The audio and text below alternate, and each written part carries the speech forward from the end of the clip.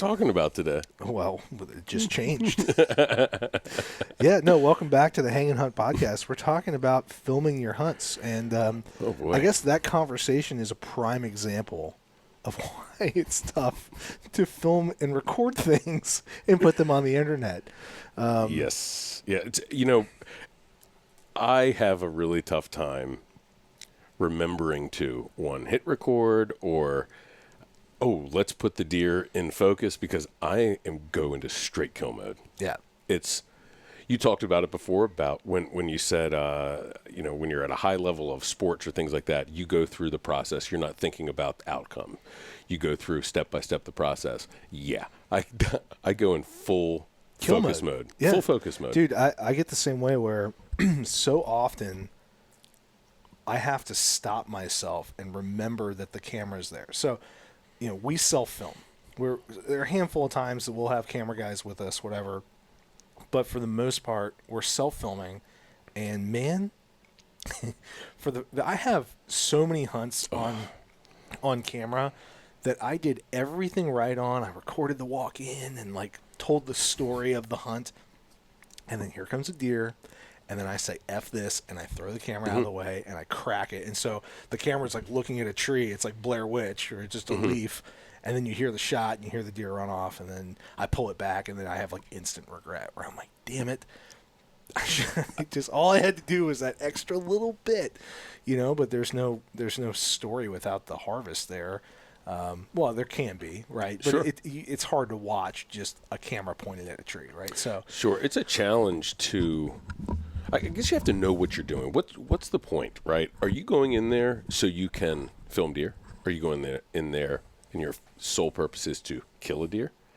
Is it a combination of the two, and what's going to outweigh? Well, and what's your goal, right? Mm-hmm. What is your goal? Are you trying to put videos out like we do on YouTube and tell the story and show what we're doing? I think one of the things that we really focus on is we want to be educational. We want to be informative, but we also want people that don't know us personally.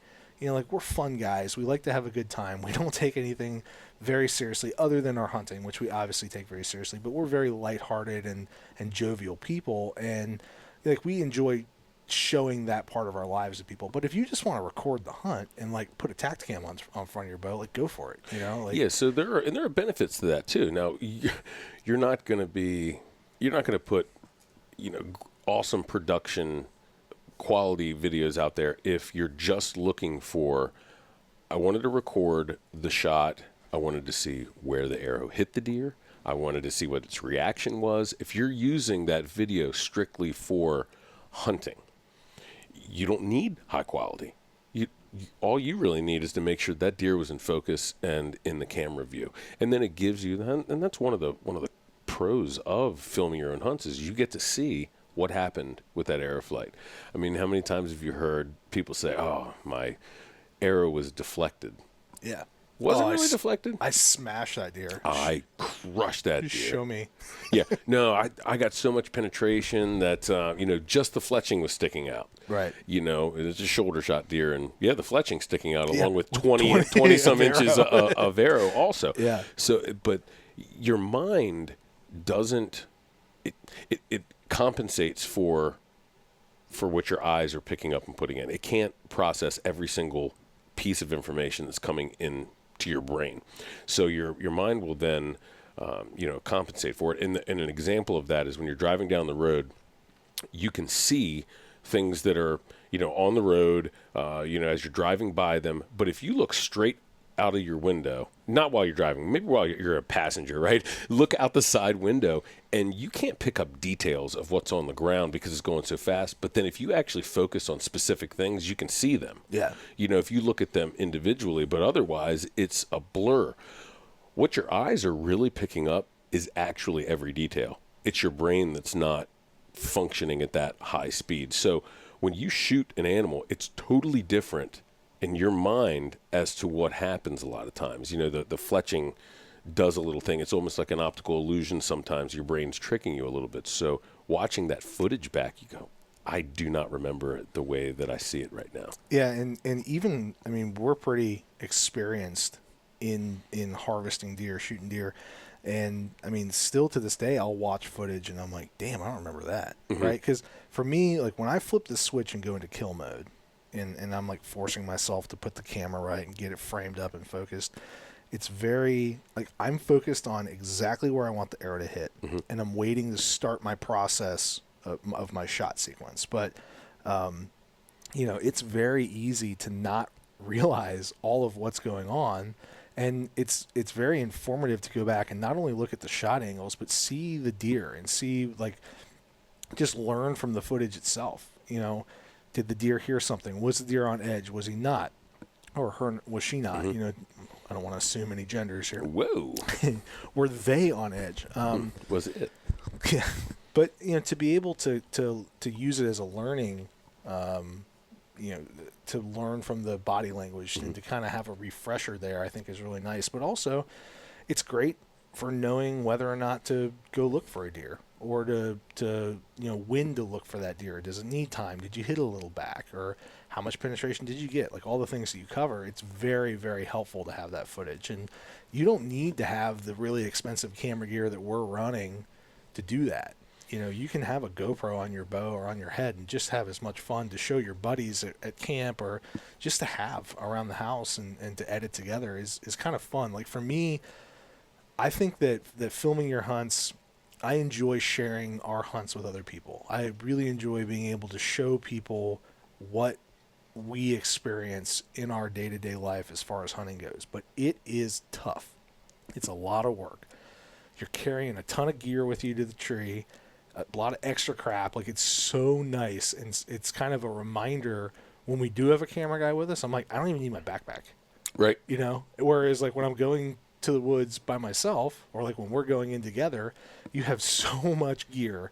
Your camera arm, your camera.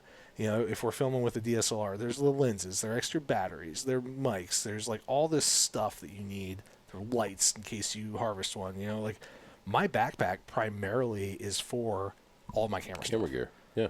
I can go in and hunt with a fanny pack. Otherwise, I'm so jealous sometimes of people that do. But ultimately, all of that hard work for me is worth it, because I love it when a good video comes out and it's done, and you can kind of tell that story, especially if you shoot a great deer or if you shoot a doe. I mean, it doesn't matter.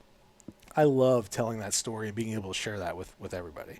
So can you kind of go through the process from you're at home, let's say we're going to hunt here in a couple hours, which we actually are. Yeah. When we go out in a few hours, what's your process going to be? Now, you already have your stuff ready to go. Your batteries are charged. Your SD cards are ready to go. No surprise there, right? Right. Mr. Anal. Type A personality.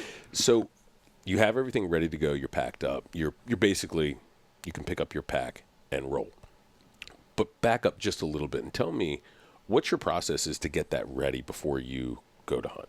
Yeah, so, I mean, first off, the gear that you're using, everybody has a budget, right? Mm-hmm. And we're fortunate that we have a lot of awesome partners in this space. Otherwise, we would not be rocking some of the camera gear that we have. But, selecting a camera, even boiling down to, do you want a mirrorless, like DSLR type camera, or do you want a camcorder?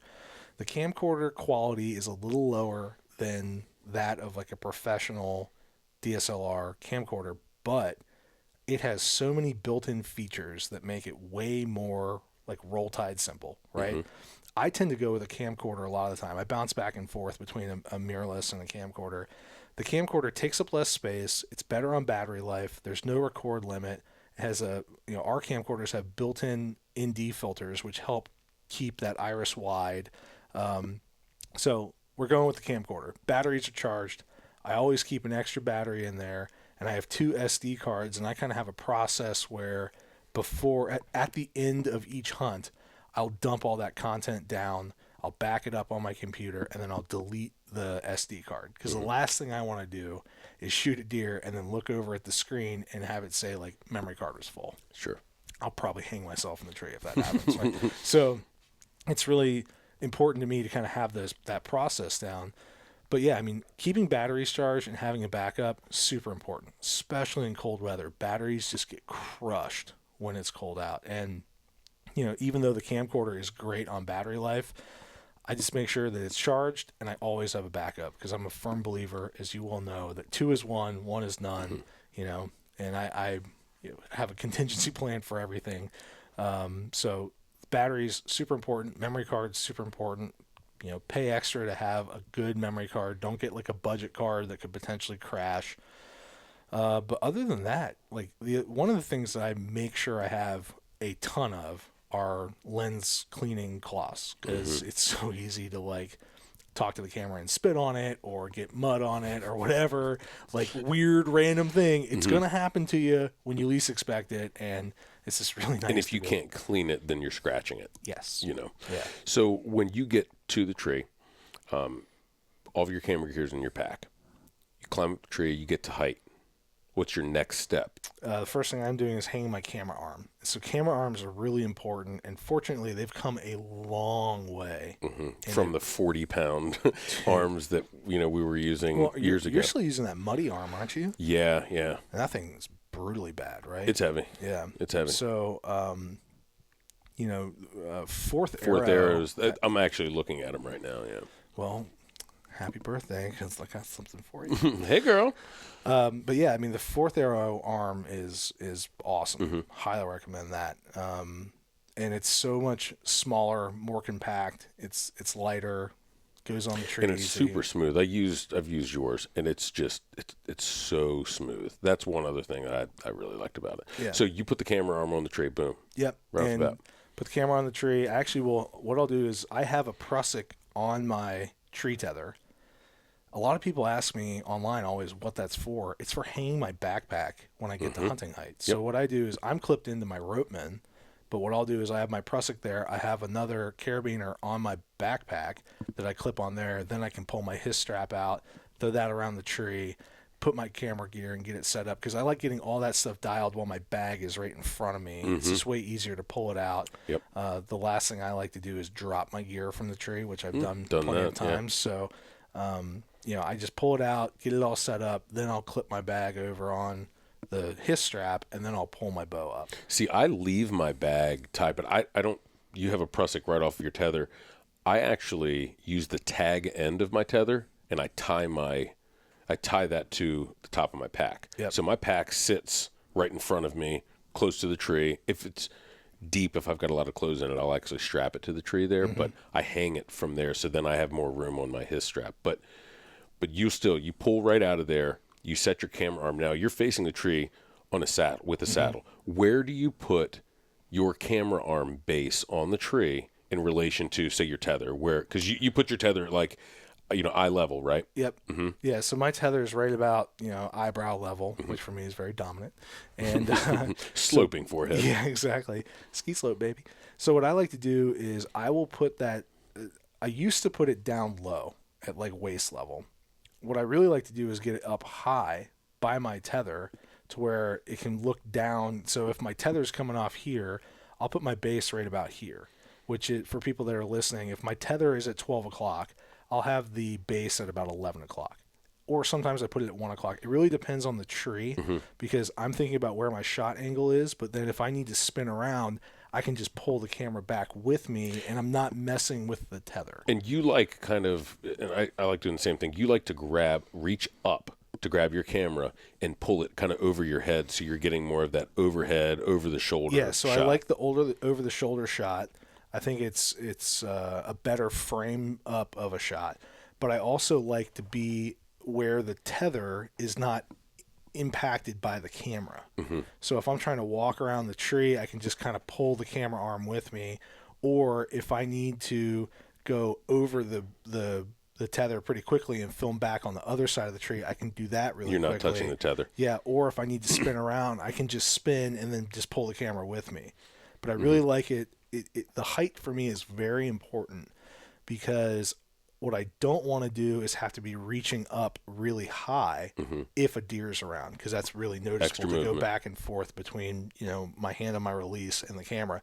So I really like it about top of head height, because I can just kind of like take my arm and kind of run it up my tree tether real carefully, and then just pop over to the controls and then slide back down. I find that to be a better movement rather than just like reaching up really high. And there have been times that I've had it too high, and I've made note of that, or I've also had it too low, and it's kind of in the way And you with bump your it tether. when you try to spin. Yeah.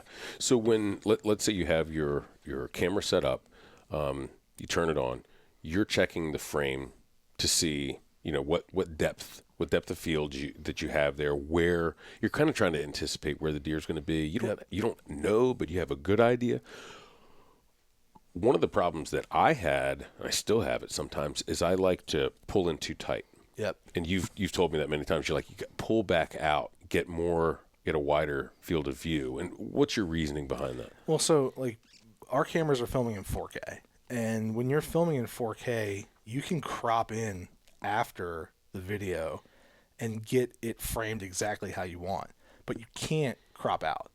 So if you're just taking a ultra wide shot, I mean, granted, you can't like zoom in super far in post, but you can make it about half of what it is. So if you're kind of like halfway zoomed in, that's great. Everything's in focus, and that's where I like to be, especially when I'm about to shoot an animal, because I don't want, like, once I've decided that I'm going to shoot that animal right there and she's walking towards it, I'm panned out to where I don't have to be moving the camera over and over again. I'm just like, I'm ready to go. Because what you're saying is, so the deer's walking, it's getting to the kill spot. Yep, the X. You're already focused. The camera's already focused on that spot. If it does go another 10 steps, you don't have to reach back, move the camera when you're already at full draw, right? Exactly. Okay. Yeah, because I don't want to have to mess with the camera when I'm at full draw, or when I'm like, really, when that animal is within 20 degrees or 20 steps of its of my intended harvest spot. Like if they're walking through some brush and I'm like, I'm gonna shoot that doe when she clears that last azalea or whatever. I don't want to have to be moving the camera and then rush my shot sequence. So I just leave it wide. I like to take the camcorder screen and flip it back over so it's flush and I can just look at it real quickly. I have focus peaking turned on so I can see everything's in focus. I know it's good to go. And then I can start my shot sequence without having to worry about the camera gear.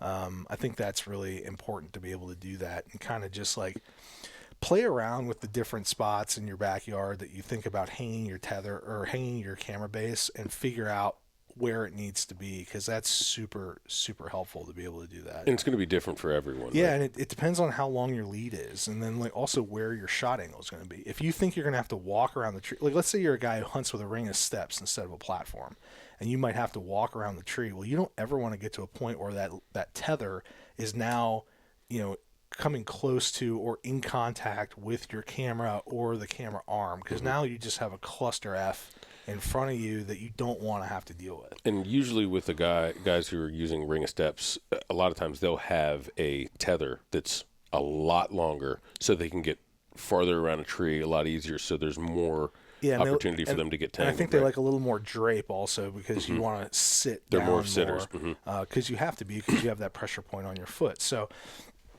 if you are a guy that does that, you're probably better off putting your camera base over at like the 1 o'clock position, maybe even like a further around the tree to the right side if you're a right-handed shooter. Come across the bridge, because really then what you want to do is be able to take the camera on the opposite side of the tree, on your weak side, and then you can move around and shoot once you've got it set up. Yeah. So right after, let's say that deer gets in there, they're in the window, you shoot. One of the difficulties that I've had is worrying about my camera and getting it on the deer while also keeping my eye on the deer. It's so critical to keep your eye on that deer and know exactly where it went, especially if it runs out of sight. You don't want to know the direction.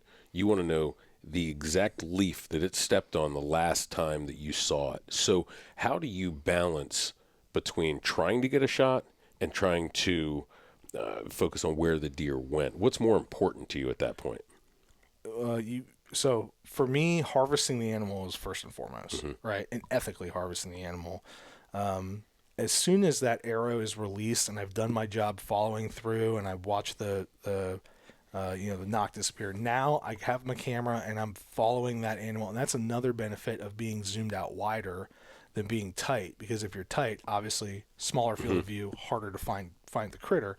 If you're panned out, you can just kind of swing it, follow the animal, and you can then again You in can post, generally point if you can't find it. Yeah. exactly, and that, that's really helped me a lot in, maybe you lose a blood trail and you have to go back and watch the footage. It's really helpful to be like, oh, I can't believe that deer was like 30 yards right of where I thought she was. Like, yeah, again, your mind will play tricks on you, and stuff just looks differently on the ground than it does elevated from the tree. So, what are some of the downsides, though, that you've experienced by filming your hunts? Because I know I've experienced a couple as well. So, what are some of the stuff that you notice that kind of makes you be like, God, I kind of question filming this stuff? Well, the number one, and this is even more important than missing an opportunity on deer, because I've lost opportunities on deer because very, very much because I had camera gear. Oh yeah, I'm trying to get a shot or whatever. But I think the big one is the weight, and it's not that heavy, right? But it's more of the mindset. It's the bulk and the weight, and it's in a pack, and it's like, well, and the timing to set up. Yes, too, dude. and the time to set up. It's just there's a lot to it. Yeah, and there's a reason why GoPros are still so popular. Slap one on your head and go. Yeah. Now, the quality is different. Yeah. I'm not going to say shooting in 4K on a GoPro is bad, because you can get some really cool video. And we use GoPros, like walking in and all that stuff. We absolutely use it, and they're awesome. I think if you wanted something just generally, that's a decent way to go if you want to get really simple, but you're not going to get that higher quality. I'm still really trying to break into that higher quality to get better and better. But I would say it's the initial setup and the weight and the bulk of it, like you said, because ultimately my goal is to shoot a deer. Yep. It's not necessarily to film that hunt per se. Now, I like doing that. I like telling the story. I like, hey, Taylor, check this out. And you're like, oh, yeah, good job. That's garbage. We're going to put that right in the recycle bin, aren't we? No, man. Try again, buddy. No, but Great job. But warm milk for Billy. Were you drinking when you did that? No. I just, my main goal is to hunt and kill a deer. Yeah. So it's taken away from it, but it's more, am I taking away from my experience of hunting when I start worrying about it?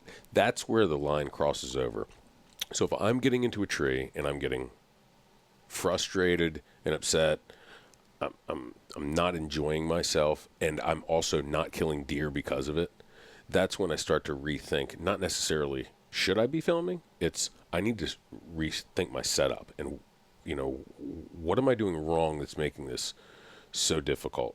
Am I putting too much pressure on myself, or is it a technique or skill that I lack? Yeah, one of the biggest downsides in my mind to filming hunts is, like, we're putting ourselves out there, and I don't really care about the critique of people.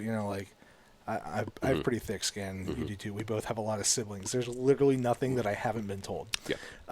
But people are smart, and people are able to figure out like where we're hunting. I've had some of our property owners get knocks on their door by people asking for permission, and they're like, "Well, you let Taylor hunt here," and they're like, "How do we?" They're like, "Did you tell them?" I'm like, "No, I would never tell anybody."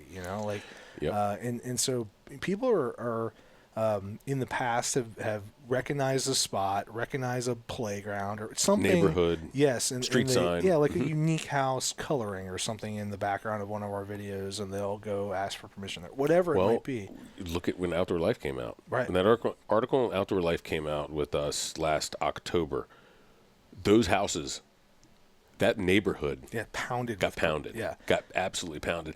And in fact, we didn't necessarily lose permission on that one house that's, I don't even know if it's in that neighborhood. We didn't lose permission there, but they were like, look, no more filming here. Yeah. You can hunt here, but no more filming there. And there are other properties too that we're not allowed to film on because of certain clientele. They, maybe they have certain job security and things like that they can't have anyone recording anything at their house, which is totally cool. And we honor every one of those requests. There's some other opportunities that we have where we hunt where we just can't film it, and And they're also like this time of year, I don't like filming our hunts just from the sole perspective of, the type of animals that we're shooting right now. I mean, it's a conflicting feeling we have. Like we know that we need to be shooting deer this time of year, but it's a little tough when, as a human being. Yeah, when you're in population control, Correct. It's a different mode than hunting. A lot of times population control. Sometimes folks don't look at it as hunting as much as they do when you go out and shoot a buck. Right. But a deer is a deer is a deer. I mean, they're all deer, just like people are people, Well, and it's a numbers thing. If you can shoot one doe before that doe has 3 does or 2 does, you're able to really be more efficient in your population control. And, there are a lot of times this time of year when we're hunting where I'm like, it's a heavy feeling. It does not feel good. But at the same time, that we're doing our part, and our mission is to kind of get back. So that's another thing. But this time of year also, one of the other reasons I find it hard to have camera gear in the trees because the trees are blank. Yeah. And it's just one more thing there that has a silhouette. There's one more piece that can move. It's just it's added an extra. You have to have even more concealment. God, if we weren't saddle hunting, I don't know. Sometimes I don't know how guys that regularly tree stand hunt regular tree stand, are able to film stuff.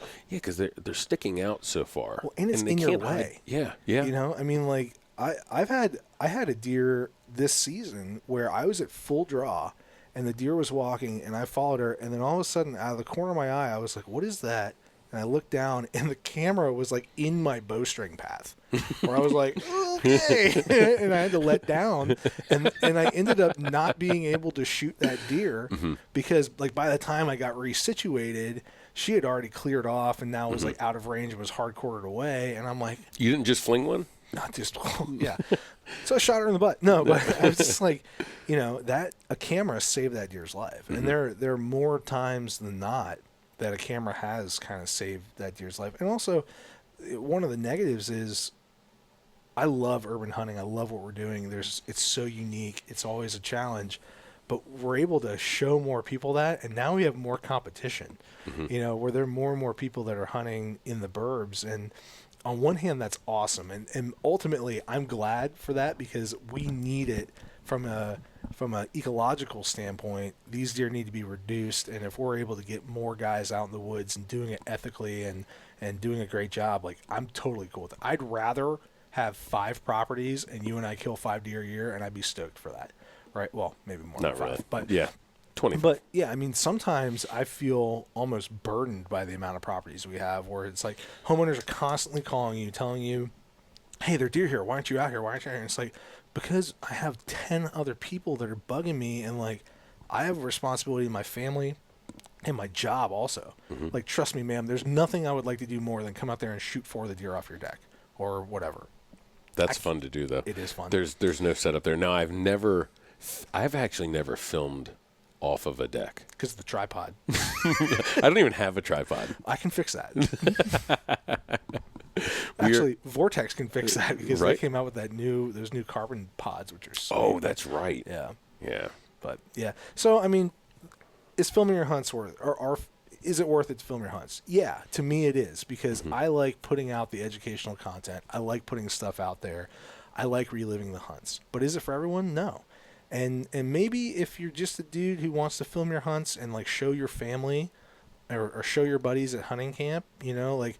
One of our buddies on our lease killed a good deer this year, and he filmed it on a Tacticam, and it was like awesome for everybody back at the cabin to watch it and then make fun of the dude for he shot it. And it was funny because he shot this deer on a steep incline, and as soon as it started sliding out, he's like, "Oh no, come back, don't fall down the hill, oh no!" But and it was great to have that footage to rib him with.